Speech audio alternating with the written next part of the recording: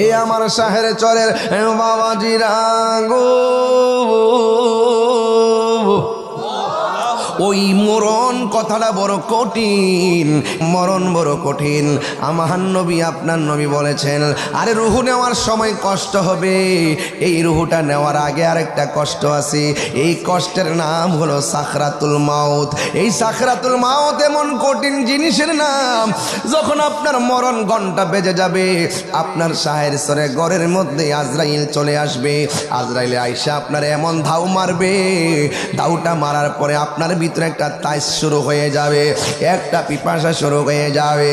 আজরাইল আপনার যখন দমক মারবে, আপনার রগগুলো টাস টাস করে ডিসকানেক্ট হয়ে যাবে, আপনার হাড্ডিগুলো টাস টাস করে খুলে যাবে, আপনার রক্তগুলো পানি হয়ে যাবে। ও আমার যুবক ভাইরা, এবার ইন দি মিন টাইমের বাবা, এবার রক্ত যখন পানি হয়ে যাবে, আমার নবী আপনার নবী বলেন, ওই সময় মানুষে তৃষ্ণার্ত হয়ে যাবে। 7 সমুদ্র 13 নদীর পানি যখন দিবে,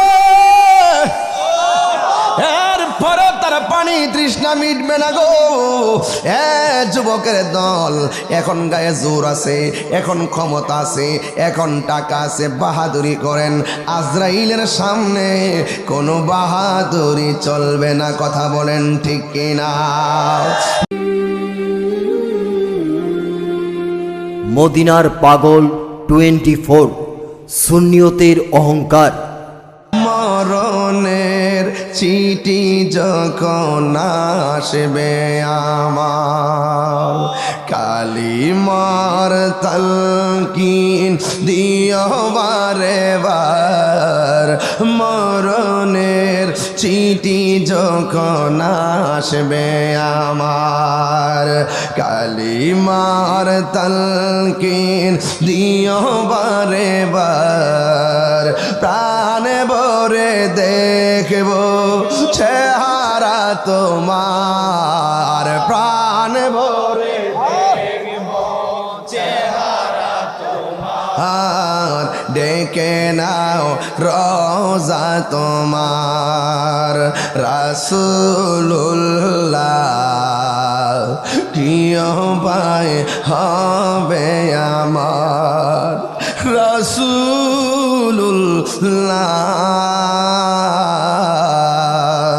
কি উপায় হবে আমার।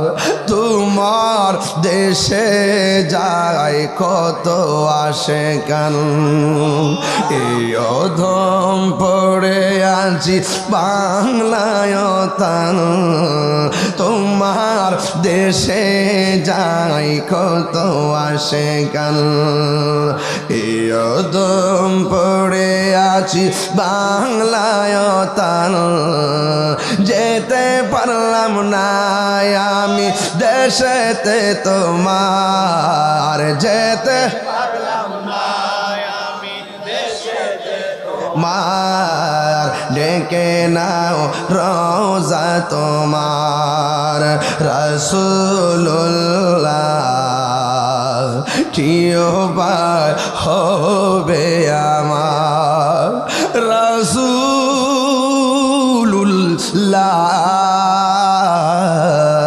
কি উপায় হবে আমার।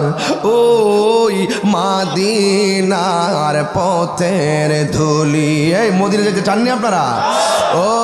ওই মদিনার পথের ধুলি মাখিতাম আমি পেলে সুরমা বলে, ফিরে পেত নয়ন নূরেরি আধার, ফিরে পেত নয়ন আর। ডেকে নাও রওজা তোমার, রাসূলুল্লাহ কি উপায় হবে আমার, রাসূলুল্লাহ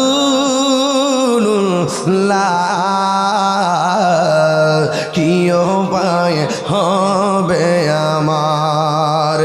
একটা জবানও বন্ধ রাখবেন না, মহব্বতে মায়ার সুরে বলুন সুবহানাল্লাহ।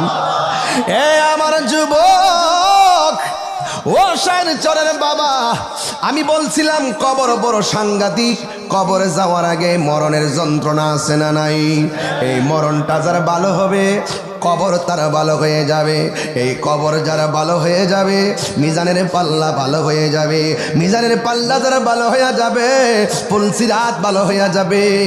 পুলসিরাত যারা ভালো হয়ে যাবে আল্লাহ বলে আন্না লাহুম জান্নাতিন তাজরি মিন তাহতিহাল আনহার, আমি আল্লাহ জান্নাত দিয়া তাদের নিচে নহরগুলা প্রবাস নহরগুলা বিছায়া দিয়া এদের গায়ের মধ্যে প্রেমের ধুলা লাগাইয়া দিব।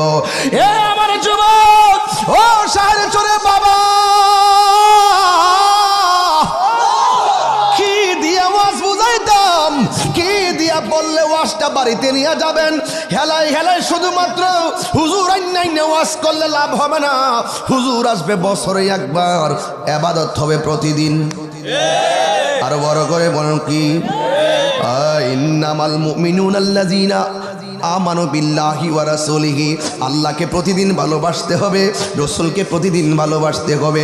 হুজুর আইসা একদিন ওয়াজ করব আর মনে করছেন মুসলমান হয়ে গেছেন? না না না না না, কারণ মানুষ নিজেই নিজের ভাগ্যের প্রবক্তা। এই জন্য আপনার কবর আপনার, আমার কবর আমার। আপনার বাবার কবরের কষ্টের ভাগ আপনি নেন না, আমার ভাইয়ের কবরের কষ্টের ভাগ আমি নিব না, আপনার মরণের কষ্টের ভাগ আমি নিব না। অথচ সন্তান বাবার সম্পত্তির ভাগ নেওয়ার জন্য পাগল, সন্তান মায়ের সম্পদের ভাগ নেওয়ার জন্য পাগল, কিন্তু মরণের কষ্টের ভাগ সন্তানও নেই না, ঠিক না?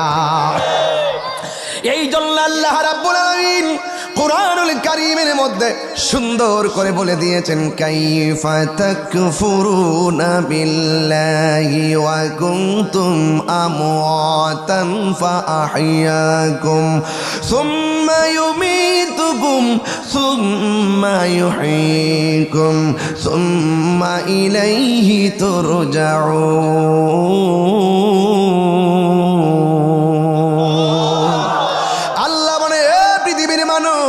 তোমরা কিভাবে আমি আল্লাহকে অস্বীকার করবা? তুমি ছিলা মুর্দা, আমি আল্লাহ তোমার জীবন দিয়েছি।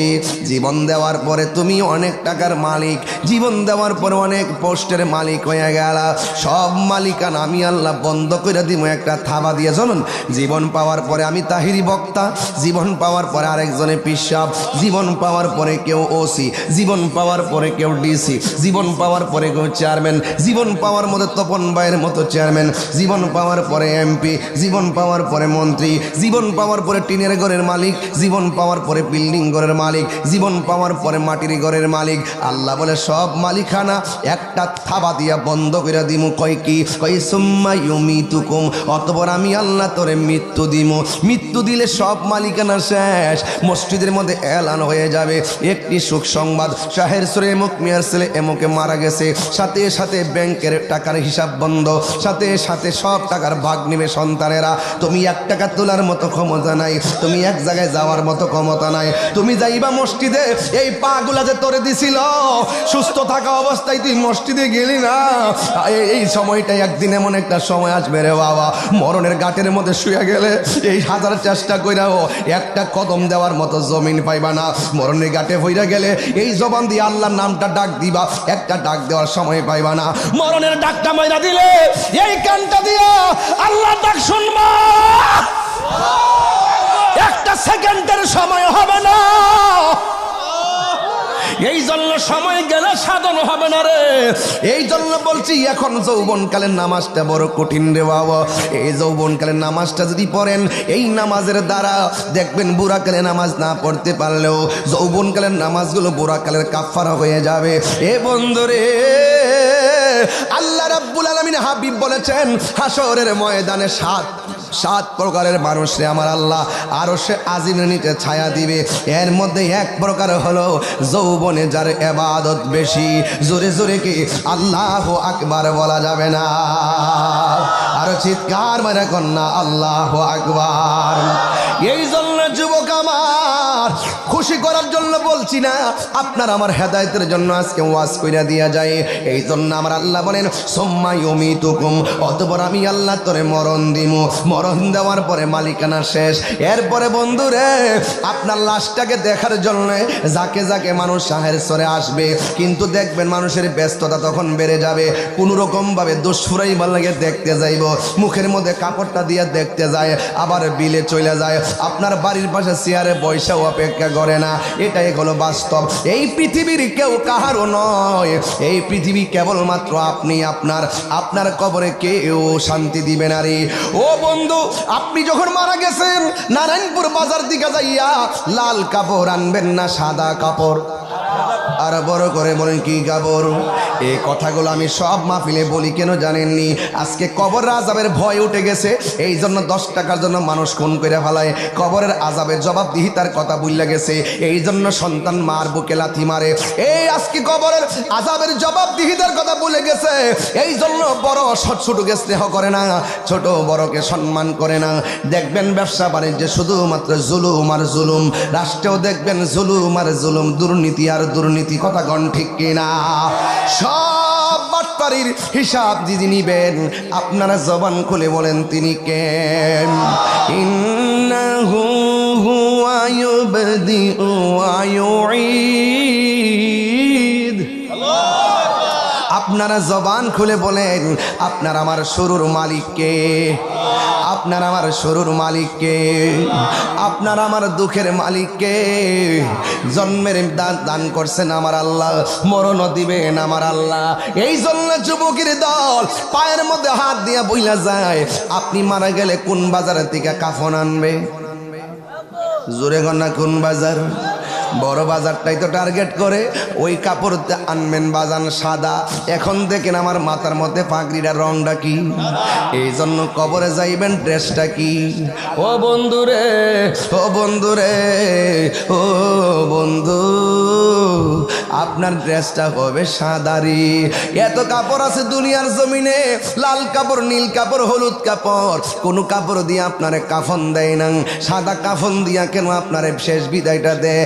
আপনার পাঞ্জাবির মধ্যে কত পকেট, শার্টের মধ্যে কত পকেট, কিন্তু শেষ কাপড়টা কাপড়ের কাপড়ের মধ্যে কোনো ধরনের পকেট নাই। পুরুষ হইলে পুরুষ হইলে কাপড় হলো 3টা, মহিলা হইলে 5টা। আজ পর্যন্ত কোনো মৌলবিধি কইল না পুরুষের কাপড় কেন 3টা, মহিলার কাপড় কেন 5টা। এই কথা দিয়ে কোনো মৌলবি কয় না। এত রঙের কাপড় থাকতে সাদা কাফন দিয়া কেন দাফন করে, এই কথা দিয়ে কোনো মৌলবি কয় না। আম পাতা, জাম পাতা, বাঁশ পাতা থাকতে অন্য কোনো পাতা দিয়া গরম জল করে না, বড়ই পাতার জল দিয়া কেন গরম জলটা করে, এই কথা দিয়ে মৌলবীরা কয় না। ও বন্ধুরে, বন্ধুরে, গায়ের মধ্যে যত কাইতন আছে, আংটি আছে, সব খুইল্লা খুইল্লা রাইকা দে। ও বাজান, এত বড় কাপড় পেঁচাইয়া দে, কাইতন কেন রাইকা দে, এই কথা দিয়ে বাজান কোনো মৌলবীরা কয় না। এ বন্ধু দেখেন, মানুষ মারা গেলে এখানে শতকরা 90% পোলা পান, মানুষ মারা গেলে কেমনে গোসলটা দেওয়াইতে হয় এই নিয়মটাও তারা জানে না। আবার মানুষ মারা গেলে কেমনে কাফনের কাপড়টা কাটতে হয় এই নিয়মটাও মুসলমান হইয়া জানে না। এর চাইতে দুর্ভাগ্য বিষয় আর কিছুই হতে পারে না। আরে আপন মা মারা গেলে 3 গ্রাম পারিয়া যাইয়া ওই ইমাম সাহেবরে যাইয়া কয়, হুজুর আমার মার জানাজাটা আপনি পড়াইয়েন, কিন্তু আপনার আপন মায়ের জানাজাটা কেমনে দেওয়ান লাগে সেটাও আপনি শিখলেন না। আপনার মতো দুর্ভাগ্য আর কেউ না। আরে গোসল করাইতে গেলে চারদিক দা কাপড় টানায় গোসল করা, ওই গোসলের ভিতরে অনেকে ঘৃণা করে যায় না, কয়ে গোসল করাইতে গেলে আমার ডর লাগে। অথচ মুসলমান দরকার ছিল পানিটা আগায়া দেওয়া, ওই পর্দার ভিতরে যাইয়া তারে কোন রকম পানিটা আগায় দেওয়ার দরকার ছিল, কিন্তু আমরা যাই না। বন্ধু আমার, ওই গোসলখানার মধ্যে যাইয়া আমি যদি কোনো গোসলখানায় যাই, আমার একটা অভ্যাস কি জানেন রে বাবা? আমি গোসলখানায় গেলে তার পেটের মধ্যে চাপ দিয়া মাথায় তৈরা তুইলা বসায়, যখন পায়খানা বের হয় তখন টিস্যু দিয়ে এটা পরিষ্কার কইরা দেয়। অথচ আমাদের দেশের অনেক পোলাপানিটার ঘৃণা করে। আরে বাবা, ঘৃণা করেন কেন? আজকে এই লোকটা মৃত্যুর যন্ত্রণা বফুয়াইয়া ওই গোসলখানায় ঢুকলো, আজকে যদি আপনি ভালোবাসা ওই লোকটারে যাইয়া পায়খানা পরিষ্কার কইরা